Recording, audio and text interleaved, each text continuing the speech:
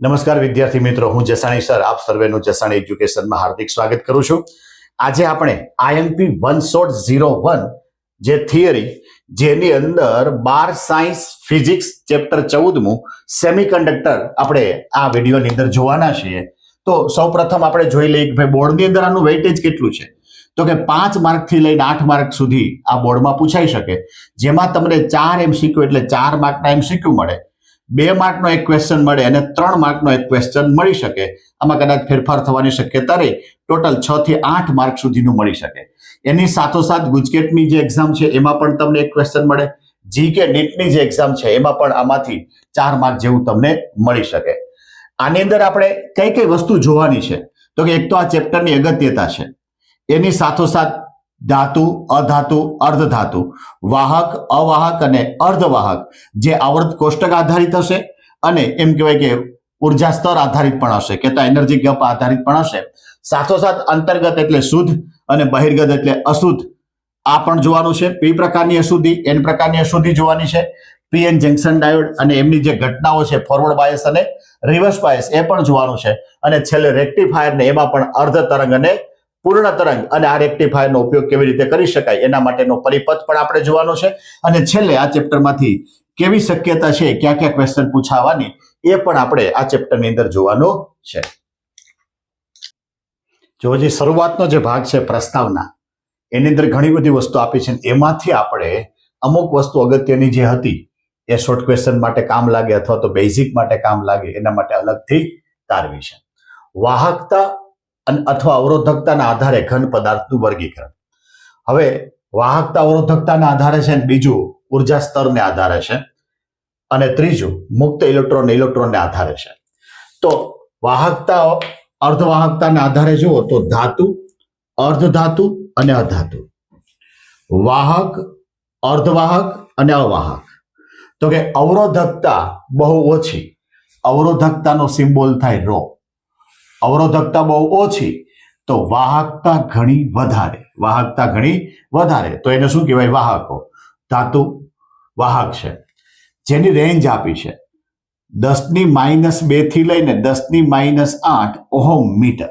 Ohm metre તો વાહકતા થઈ 10⁻2 થી 10⁻8. બરોબર, આને કહેવાય મોહ મીટર ઇન્વર્સ. મોહ મીટર ઇન્વર્સ. તો કે ધાતુમાં મુક્ત ઇલેક્ટ્રોન હોય છે, આ યાદ રાખવાનું. શું હોય? મુક્ત ઇલેક્ટ્રોન હોય છે. આ મુક્ત ઇલેક્ટ્રોન હોય. બીજું પહેલો, બીજો અને ત્રીજા સમૂહમાં આવે. પહેલો, બીજો અને ત્રીજા સમૂહમાં આવે કે એની સંયોજકતા +1, +2, +3 હોય છે. બરોબર, એટલું યાદ રાખવાનું. બીજું છે અર્ધવાહકો કહેતા અર્ધધાતુ. તો કે આની અવરોધકતા કે વાહકતા એ અવાહકો અને વાહકો કહેતા સુવાહકની વચ્ચે હોય, કહેતા અધાતુ અને ધાતુની વચ્ચે હોય છે. એટલે અહીંયા જુઓ જી, બે માઇનસ છે તો અહીંયા એક માઇનસ છે અને એક પ્લસ છે. 10⁻5 થી 10⁶ ઓહમ મીટર. અહીંયા બે પ્લસ છે તો આ પ્લસ થી માઇનસ છે, 10⁵ થી લઈને 10⁻6 મોહ મીટર. આમાં જુઓ તો મુક્ત ઇલેક્ટ્રોન હોતા નથી, મુક્ત ઇલેક્ટ્રોન નથી, પણ તાપમાન આપતા, ઉર્જા આપતા એમાં મુક્ત ઇલેક્ટ્રોન નિર્માણ થાય છે. આ ફક્ત ચોથા સમૂહમાં છે. આ ફક્ત ચોથા સમૂહમાં છે. આ ચોથા સમૂહમાં છે. પછી જોઈએ અવાહક કહેતા અધાતુ. તો કે જેની અવરોધકતા એટલે કે ρ વધારે છે અને વાહકતા એટલે સિગ્મા ઘણી ઓછી છે. વધારે છે એમાં પ્લસ ઘાત, ઓછી છે એમાં માઇનસ ઘાત. 10⁻11 થી 10⁻19 ઓહમ મીટર. તો અહીંયા માઇનસ આવી ગયું, 10⁻11 થી 10⁻19 મોહ મીટર ઇન્વર્સ. આમાં મુક્ત ઇલેક્ટ્રોન છે જ નહીં. આમાં મુક્ત ઇલેક્ટ્રોન નથી અને 5, 6 અને 7 સમૂહમાં છે. 5, 6 અને 7 સમૂહમાં છે. કહેતા એની સંયોજકતા -3, -2 અને -1 હોય છે. -1 હોય છે. એની સાથોસાથ આમાં જુઓ તો કે આમાં તમે તાપમાન વધારો એટલે અવરોધકતા વધે, વાહકતા ઘટે. આમાં તાપમાન વધારો એટલે અવરોધકતા ઘટે, વાહકતા વધે. આમાં પણ તાપમાન વધારો એટલે શરૂઆતની અંદર અવરોધકતા ઘટે અને વાહકતા વધે, એટલું ખાલી યાદ રાખવાનું. અર્ધવાહકોના પ્રકાર કહેતા હવે આપણું ચેપ્ટર આના ઉપર હાઇલાઇટ થશે. આખું ચેપ્ટર આના ઉપર છે. અર્ધવાહકો કહેતા અધાતુ કહેતા સેમિકન્ડક્ટર, જે ચોથા સમૂહમાં છે.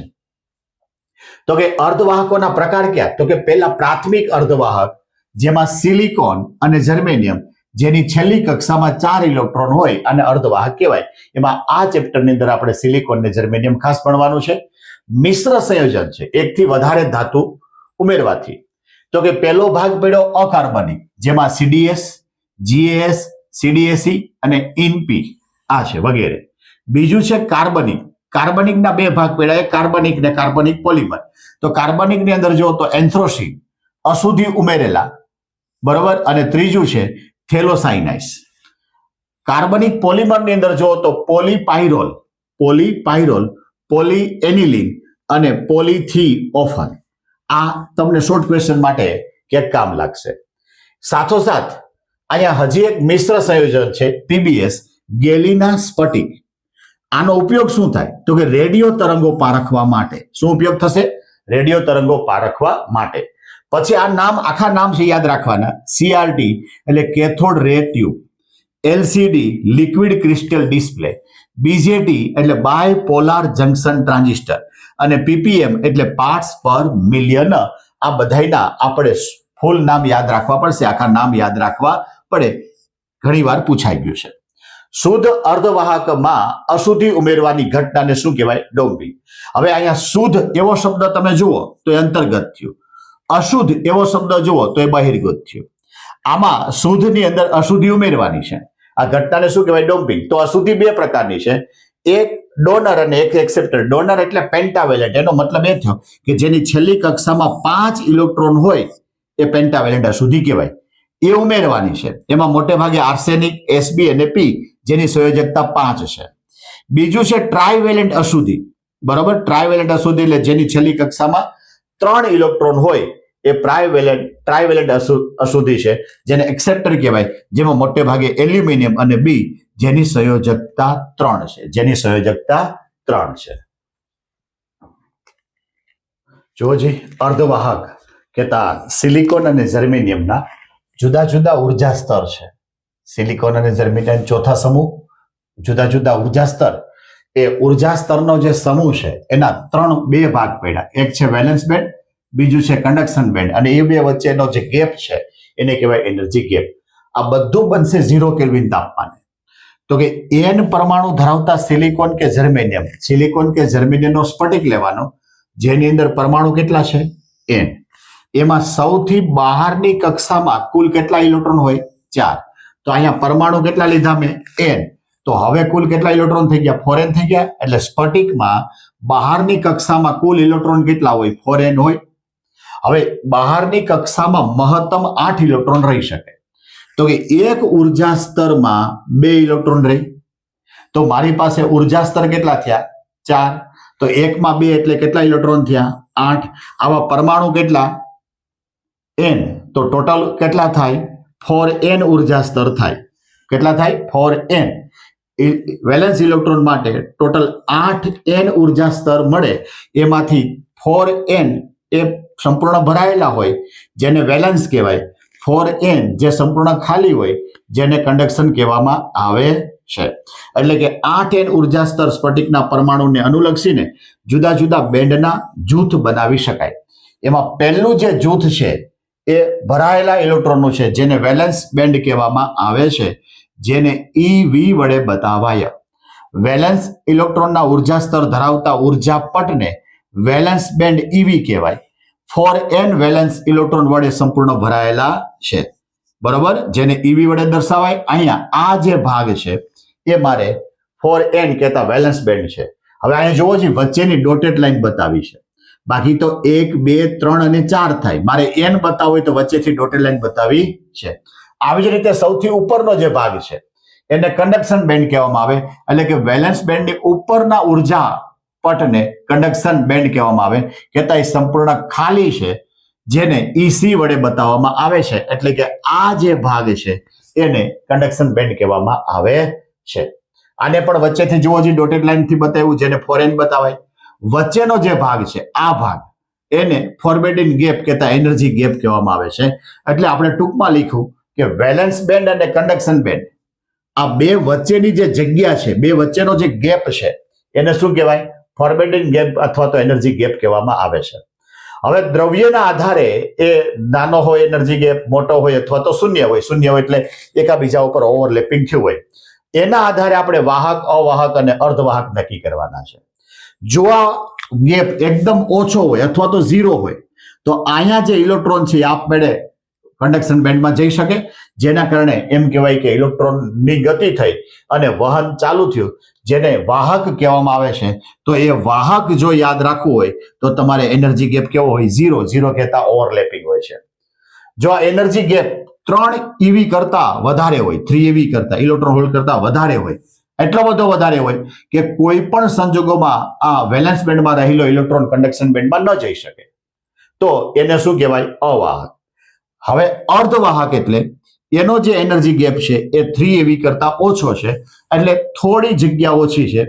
અહીંયા રહેલો જે ઇલેક્ટ્રોન એ આપમેળે કન્ડક્શન બેન્ડમાં નથી જઈ શકતો, પરંતુ બહારથી અશુદ્ધિ ઉમેરો અથવા બહારથી ઉર્જા આપો અથવા બહારથી વોલ્ટેજ આપો તો અહીંયા રહેલો ઇલેક્ટ્રોન આરામથી ક્યાં જતો રહે? કન્ડક્શન બેન્ડમાં જતો રહે.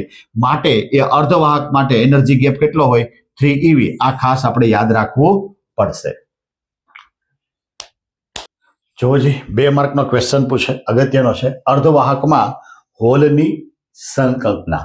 અર્ધવાહકની અંદર હોલ કેવી રીતે બને છે?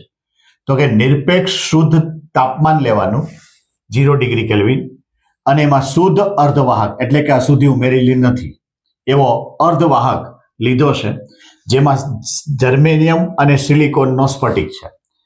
આ બે શું કરે? તો કે ઓરડાના તાપમાને ઉષ્મા ઉર્જા મેળવે છે. ઓરડાનું તાપમાન એટલે સામાન્ય તાપમાને ઉષ્મા ઉર્જા મેળવે છે. પોતે છે કેવા? અર્ધવાહક. કેટલાક ઇલેક્ટ્રોનની ઉર્જા, આ ઉષ્મા ઉર્જા મળે એટલે શું થાય? કેટલાક ઇલેક્ટ્રોનની ઉર્જા સહસંયોગ બંધની ઉર્જા કરતા વધી જવાથી બંધમાંથી મુક્ત થાય અને વિદ્યુત વહનમાં ફાળો આપે છે. અહીંયા જોઈએ આપણે, આ સિલિકોનનો સ્ફટિક છે, જેમાં દરેક જગ્યાએ મેં સહસંયોગ બંધથી આ બધા ઇલેક્ટ્રોન બતાવેલા છે. હવે આ ઇલેક્ટ્રોન શું કામ કરે? તો કે બહારથી એનર્જી મેળવે, ઉષ્મા મેળવે. ઉષ્મા મેળવે. હવે આમાંથી કોઈ એવો ઇલેક્ટ્રોન હોય, દાખલા તરીકે અહીંયા જે ઇલેક્ટ્રોન હતો અથવા તો અહીંયા જે ઇલેક્ટ્રોન હતો, એ ઇલેક્ટ્રોનની ઉષ્મા સહસંયોજક બંધ એટલે આ બંધ જે જકડી રાખે એના કરતા વધારે છે, તો આ ઇલેક્ટ્રોન જમ્પ મારીને બહાર નીકળી જાય. તો ઇલેક્ટ્રોન જ્યાંથી નીકળે ત્યાં ખાલી જગ્યા વર્તાય છે. એટલે અહીં લખ્યું, કેટલાક ઇલેક્ટ્રોનની ઉર્જા તેના સહસંયોજક બંધની ઉર્જા કરતા વધી જવાથી બંધમાંથી મુક્ત થાય અને વિદ્યુત વહનમાં ફાળો આપે. આ શું કરે? તો કે વિદ્યુત વહનમાં ફાળો આપે. પરિણામ સ્વરૂપે ઉષ્મા ઉર્જા એ સ્ફટિક બંધારણમાં પરમાણુનું આયનીકરણ કરે અને બંધમાં ખાલી જગ્યા થાય. કહેતા ઇલેક્ટ્રોન ત્યાંથી નીકળે અને ખાલી જગ્યા થાય. જેમાંથી ઇલેક્ટ્રોન મુક્ત થાય એ માઇનસ વિદ્યુત ભાર છે, અને ખાલી જગ્યા જે થાય એમાં કેવો હોય? ધન વિદ્યુત ભાર હોય. કહેતા માઇનસ અને પ્લસ વિદ્યુત ભાર છૂટા પડે. એ ઘટનાને શું કહેવાય? આયનીકરણ કહેવામાં આવે છે. અસરકારક ધન વિદ્યુત ભાર ધરાવતી આ ખાલી જગ્યાને શું કહેવાય? હોલ કહેવામાં આવે છે. હવે ખરેખર અહીંથી તો ઇલેક્ટ્રોન નીકળ્યો છે. જ્યાંથી ઇલેક્ટ્રોન નીકળે ત્યાં બેઝિક રીતે જુઓ તો ધન વિદ્યુત ભાર બતાવે, ધન વિદ્યુત ભાર ઉત્પન્ન થાય છે અથવા તો ધન વિદ્યુત ભાર પ્રેરિત થાય છે. આ ધન વિદ્યુત ભારનો ગુણધર્મ બીજા ઇલેક્ટ્રોનને આકર્ષવાનો છે. માટે જે હોલ બન્યો એ હોલ એટલે ખરેખર જેનો ગુણધર્મ પ્રોટોનની જેમ બીજા ઇલેક્ટ્રોનને આકર્ષવાનો હોય છે. આમ શુદ્ધ અર્ધવાહક આપણે લીધું તો એમાં મુક્ત ઇલેક્ટ્રોન અને હોલ એમ બંને વિદ્યુત ભાર વાહકો છે. બંને વિદ્યુત ભાર વાહકો છે. વિદ્યુત ભાર વાહકો ક્યારે કહેવાય? તો કે એ પ્રવાહ જે છે એમાં ઇલેક્ટ્રોનની ગતિ પણ ધ્યાનમાં લેવામાં આવે અને હોલની ગતિ પણ ધ્યાનમાં લેવામાં આવે. અહીંયા મુક્ત ઇલેક્ટ્રોનની સંખ્યા Ne છે, હોલની સંખ્યા NH છે. કહેતા જોડકું ઉત્પન્ન થાય છે. તો જેટલા Ne એટલા જ NH થાય છે. તમારે સરસ રીતે આકૃતિ બતાવવાની, સહસંયોજક બંધમાં 2 ઇલેક્ટ્રોન બતાવવાના, એમાં કોઈ કોઈ જગ્યાએ હોલ ની સંકલ્પના બતાવવાની છે. અર્ધવાહક એવો ગુણધર્મ ધરાવે જેમાં ઇલેક્ટ્રોન ઉપરાંત હોલ પણ ગતિ કરે છે. એનો મતલબ એ થયો કે વિદ્યુત પ્રવાહની અંદર મુક્ત ઇલેક્ટ્રોન ઉપરાંત હોલ પણ ભાગ લે છે. જો જે આ પ્રશ્ન માટે બંને આકૃતિ જરૂરી છે અને એના પરથી જે આકૃતિમાં તમે સમજો એ બાજુમાં લખતું જવાનું. શુદ્ધ અર્ધવાહકમાં એટલે કે અશુદ્ધિ ઉમેરી નથી એમાં વિદ્યુત પ્રવાહનું વહન કેવી રીતે થાય છે આપણે સમજવાનું છે. અહીંયા મેં પહેલા સ્ફટિકનું સ્વરૂપ લીધું છે જેમાં સંયોજકતા +4 છે એવો સિલિકોન અથવા તો જર્મેનિયમ લીધો છે. બંનેમાં જુઓ તો સહયોગ બંધમાં 2 ઇલેક્ટ્રોન બતાવ્યા છે. હવે આમાં કોઈ બહારથી ઉષ્મા ઉર્જા મળે અને કોઈ ઇલેક્ટ્રોનની ઉર્જા એ સહયોગ બંધની ઉર્જા કરતા વધી જાય તો અહીંથી એ મુક્ત થઈ જાય, બંધમાંથી મુક્ત થઈ જાય અને ત્યાં હોલનું નિર્માણ કરે છે. આ જે મુક્ત થયેલો ઇલેક્ટ્રોન છે બરોબર, અને હોલ મેં લખ્યું કે આકૃતિમાં ઇલેક્ટ્રોન ને હોલ બંનેના સ્થાન બતાવ્યા છે. જેટલા મુક્ત ઇલેક્ટ્રોન એટલા જ મુક્ત હોલ હોય. મુક્ત થયેલો ઇલેક્ટ્રોન એ હોલની ગતિ માટેની પ્રક્રિયામાં ભાગ લેતો નથી, આ એની પાબંદી છે બરાબર. મુક્ત ઇલેક્ટ્રોન સ્વતંત્ર વાહક તરીકે ગતિ કરે, કારણ કે તો સ્વતંત્ર વાહક તરીકે ગતિ કરે. પ્રવાહનું જે નિર્માણ થાય એ પ્રવાહને કહેવાય IE. હવે એની સામે હોલ પણ સ્વતંત્ર ગતિ કરે છે, એના દ્વારા જે પ્રવાહનું નિર્માણ થાય એને કહેવાય IH. તો એનો મતલબ એ થયો કે આ સ્ફટિકની અંદર કુલ જે પ્રવાહ રચાણો એ પ્રવાહ થયો ઇલેક્ટ્રોન વડે મળતો પ્રવાહ અને હોલ વડે મળતો પ્રવાહ, માટે I = IE + IH આપણને ક્યાંક શોર્ટ ક્વેશ્ચનમાં કામ લાગશે. હવે એ જ વસ્તુ અહીંયા ઉર્જા સ્તરની અંદર જોઈએ. આપણને ખબર છે કે ઉર્જા સ્તર, એક ઉર્જા સ્તરમાં 2 ઇલેક્ટ્રોન હોય, એમાં એવા ઉર્જા સ્તરનો પટ્ટો કે જેમાં એ દરેક ઉર્જા સ્તરમાં ઇલેક્ટ્રોન ભરાયેલા છે એને વેલેન્સ બેન્ડ કહેવામાં આવે છે. એવો ઉર્જા સ્તરનો પટ્ટો કે જે ખાલી છે એને કન્ડક્શન બેન્ડ કહેવામાં આવે છે. બે વચ્ચેની જે જગ્યા છે એને એનર્જી ગેપ કહેવામાં આવે છે. અર્ધવાહકની અંદર એનર્જી ગેપ 3 eV કરતા ઓછો હોય છે. હવે બહારથી ઉર્જા મેળવે અથવા તો ઉષ્મા મળે તો અહીંયા રહેલો જે ઇલેક્ટ્રોન છે એ આપમેળે ગતિ કરીને કન્ડક્શન બેન્ડમાં જાય, ત્યાંથી ઉપરના સ્તરમાં જાય તો અહીંયા હોલનું નિર્માણ થાય છે. આમાં જેમ જ સ્ફટિકની જેમ જ આમાં જેટલા મુક્ત ઇલેક્ટ્રોન ઉપર તરફ જાય ગતિ કરે એટલા હોલ પણ ગતિ કરે છે. એનો મતલબ એ થયો કે આમાં પણ ઇલેક્ટ્રોનનો પ્રવાહ અને હોલનો પ્રવાહ બંને ના સરવાળા વડે કુલ પ્રવાહ મળે છે. એટલે એ સ્પષ્ટ નીચે લખ્યું કે વેલેન્સ બેન્ડ માટે ઇલેક્ટ્રોન શેમાં જાય? કન્ડક્શન બેન્ડમાં જાય અને પ્રવાહની રચના થાય છે. આ ક્વેશ્ચનની અંદર આકૃતિ જરૂરી છે અને એના પરથી તમે જે સમજો એ તમારે 3 કે 4 કે 5 મુદ્દા લખવા પડે. જોજે અહીંયા અશુદ્ધિના તફાવતના સ્વરૂપમાં આપણે ક્વેશ્ચન લીધો છે. પછી આને ટૂંક નોંધ પર પણ ક્વેશ્ચન આવે જેની અંદર આપણે ઉર્જા સ્તર સમજવા પડે. P ટાઈપ અને N ટાઈપના અર્ધવાહકોનો તફાવત આપો તો તફાવતમાં મેજોરિટી 4 થી 5 મુદ્દા તમારે લખવા પડે. તો કે શુદ્ધ અર્ધવાહક છે કે અંતર્ગત છે એમાં હું 12 થી અશુદ્ધિ ઉમેરું એ પેન્ટાવેલેન્ટ પ્રકારની અશુદ્ધિ ઉમેરું છું જેના સંયોજકતા 5 છે બરાબર છે, અથવા તો જેની છેલ્લી કક્ષામાં 5 ઇલેક્ટ્રોન છે એ 4 ગોઠવાય છે, 1 ઇલેક્ટ્રોન વધે છે, મુક્ત ઇલેક્ટ્રોન તરીકે કામ કરે, એ વહનમાં ભાગ લે જેના દ્વારા એનર્જી મળે અને બંધની અંદર ભંગાણ થાય અને મુક્ત ઇલેક્ટ્રોન ફરીથી અને હોલની રચના થાય. પરંતુ ઇલેક્ટ્રોનની સંખ્યા વધારે હોય, હોલની સંખ્યા ઓછી હોય. એટલે મેજોરિટી ચાર્જ કેરિયર તરીકે ઇલેક્ટ્રોન, માઇનોરિટી તરીકે હોલ. વિદ્યુત વહન થાય છે તો ઇલેક્ટ્રોન વડે થાય. ઇલેક્ટ્રોન પરનો જે કંઈ ચાર્જ છે નેગેટિવ છે એના પરથી N પ્રકારની અશુદ્ધિ. આમાં ઇલેક્ટ્રોનની સંખ્યા વધારે, હોલની સંખ્યા ઓછી. જેમાં એ પેન્ટાવેલેન્ટ છે એમાં એ ટ્રાયવેલેન્ટ કેટલા છેલ્લી કક્ષામાં 3 ઇલેક્ટ્રોન છે એવી અશુદ્ધિ ઉમેરો, જે એલ્યુમિનિયમ આયન અને Ga. તો આની અંદર પહેલેથી હોલ ઉમેરવામાં આવે છે તો મેજોરિટી ચાર્જ તરીકે હોલ અને માઇનોરિટી તરીકે ઇલેક્ટ્રોન. તો વિદ્યુત વહનમાં મુખ્યત્વે હોલ વડે થાય છે, તેથી તેમના પરનો જે ચાર્જ છે પોઝિટિવ, માટે P પ્રકારની અશુદ્ધિ છે. અહીંયા હોલની સંખ્યા વધારે અને ઇલેક્ટ્રોનની સંખ્યા ઓછી હોય છે. આમાં મુદ્દો ઉમેરવો હોય તો આ ડોનર અશુદ્ધિ છે, આ એક્સેપ્ટર અશુદ્ધિ તરીકે પણ સ્વીકારવામાં આવે છે. જો N પ્રકારના અર્ધવાહક ઉપર ટૂંક નોંધ લખો અથવા તો સમજાવો. મારી પાસે અર્ધવાહક તરીકે સિલિકોન અથવા તો જર્મેનિયમ છે જેની અંદર સંયોજકતા 4 છે, જેમાં છેલ્લી કક્ષામાં 4 ઇલેક્ટ્રોન છે. હવે મારે અશુદ્ધિ ઉમેરી અને પ્રવાહનું નિર્માણ કરવું છે તો આમાં પહેલી વહેલી અશુદ્ધિ હું પેન્ટાવેલેન્ટ એટલે કે જેની છેલ્લી કક્ષામાં 5 ઇલેક્ટ્રોન છે એવી અશુદ્ધિ ઉમેરું. સિલિકોન કે જર્મેનિયમ પાસે છેલ્લી કક્ષામાં કેટલા છે 4, હું ઉમેરું છું એ કેટલા છે 5, જેનો મતલબ એ થયો કે 4 ઇલેક્ટ્રોન સહયોગ બંધની અંદર ભાગ લેશે, 1 ઇલેક્ટ્રોન એ મુક્ત સ્વરૂપે રહેશે. હવે આને દાનમાં મળેલો ઇલેક્ટ્રોન કહી શકાય. આ ઇલેક્ટ્રોન પ્રવાહના નિર્માણમાં ભાગ લે, જેના કારણે ઉષ્મા ઉર્જા ઉત્પન્ન થાય, જે બંધની અંદર ભંગાણ સર્જે અને એમાંથી પણ એ ઇલેક્ટ્રોન મુક્ત થાય અને હોલની રચના થાય છે. અહીંયા જોઈએ શુદ્ધ સિલિકોન કે જર્મેનિયમ અર્ધવાહકની અંદર પેન્ટાવેલેન્ટ એટલે કે આર્સેનિક પ્રકારની અશુદ્ધિ ઉમેરવાનું, જેના કારણે 4 ઇલેક્ટ્રોનનું સહયોગ બંધ વડે સંયોજન થાય છે, જ્યારે 1 ઇલેક્ટ્રોન મુક્ત ઇલેક્ટ્રોન તરીકે કામ કરે છે, જેથી ઉષ્મા ઉર્જા વધે છે અને હોલનું નિર્માણ થાય છે. અહીંયા ઉર્જા સ્વરૂપમાં જોઈએ તો આ જે બેન્ડ છે એને વેલેન્સ બેન્ડ કહેવાય, આ કન્ડક્શન બેન્ડ કહેવાય.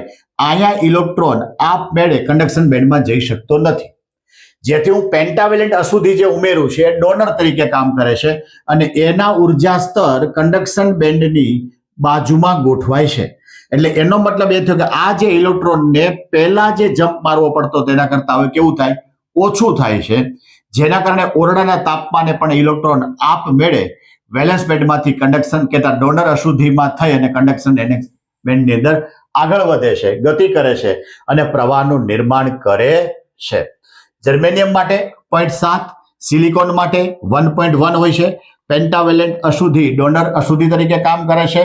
મેજોરિટી ચાર્જ તરીકે ઇલેક્ટ્રોન હોય છે, માઇનોરિટી તરીકે હોલ હોય છે, માટે NE NH. તેથી વિદ્યુત પ્રવાહ જે કાંઈ મળે છે એમાં મોટા ભાગનો ફાળો ઇલેક્ટ્રોનનો છે. ઇલેક્ટ્રોન પરનો ચાર્જ નેગેટિવ છે, માટે નેગેટિવનો N શબ્દ પરથી આ પ્રકારની અશુદ્ધિને શું કહેવામાં આવે છે, N પ્રકારની અશુદ્ધિ કહેવામાં આવે છે. આમાં આકૃતિ બંને જરૂરી છે.